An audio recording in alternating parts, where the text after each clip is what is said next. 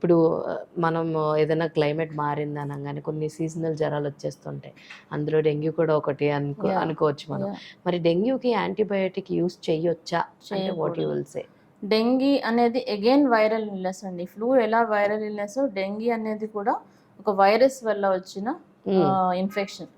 Okay. డెంగీలో varieties ఉంటాయండి. Normal simple dengue కూడా ఉంటుంది. చాలా సీరియస్ డెంగీ కూడా ఉంటుంది. హ్మ్. సింపుల్ వైరల్ ఇల్నెస్ అంటే ఏం లేదు. ఫీవర్ అందరికీ హై గ్రేడే వస్తుంది డెంగీలో. ఫీవర్ ఉన్నంత మాత్రాన వెరీ సివియర్ అని అనలేము.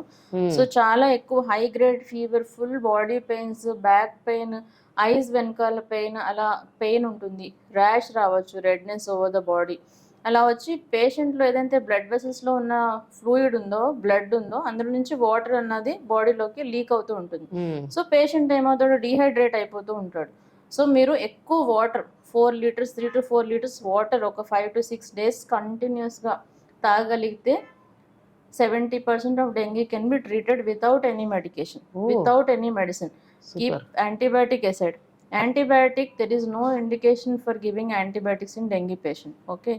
ఓన్లీ ఆ డెంగీ మీద ఇంకా సెకండరీ బ్యాక్టీరియల్ ఇన్ఫెక్షన్ ఏదైనా వచ్చింది, అది కాకుండా దాని మీద ఫస్ట్ వైరస్ ఉంది, తర్వాత పేషెంట్కి బ్యాక్టీరియా ఎక్వైర్ అయింది అంటే అప్పుడు సెకండరీ బ్యాక్టీరియల్ ఇన్ఫెక్షన్ వచ్చినప్పుడు మనం ఇవ్వాలి. బట్ ప్రైమర్లీ ఓన్లీ పేషెంట్కి డెంగీ ఉంది, జస్ట్ ఫీవర్ ఉంది అంటే we should never give antibiotics. In contrast they will cause harm because వాళ్ళకి ప్లేట్లెట్స్ తక్కువ ఉంటాయి, ఎసిడిటీ ఉంటుంది. సో, ఇంటెస్టైన్లో బ్లీడింగ్ అయ్యే అవకాశం ఉంటుంది, ప్లేట్లెట్స్లో ఉంటాయి కాబట్టి. So, only paracetamol, rest, fluids, కొంచెం వైటమిన్ సి అలాంటివి. One more important thing what I have seen is that dengue patient పచ్చిపాలు, గోట్ మిల్క్ తాగితే ఇన్ఫెక్షన్ తగ్గుతుంది అండ్ ప్లేట్లెట్స్ పెరుగుతాయని ఒక అపోహ ఉంది. అలా ఏం జరగదండి. Goat milk actually raw milk తాగడం వల్ల రా మిల్క్ లో కొన్ని బ్యాక్టీరియా ఉంటాయి, బ్రుసెల్లా అంటాం. సో, అలా డెంగీ కోసం గోట్ మిల్క్, రా మిల్క్ తాగి అది బ్యాక్టీరియల్ గా కన్వర్ట్ అయ్యి ప్రొలాంగ్ ఫీవర్ 3-4 months ఫీవర్స్ ఉండి తగ్గకుండా అది బోన్స్ లోకి స్ప్రెడ్ అయిపోయి Brucella, different kinds of presentation it will have. So, మనం వచ్చింది ఒకటి, మనం చేసుకున్నది ఒకటి, మనమే వాంటెడ్ గా చేసుకున్నది.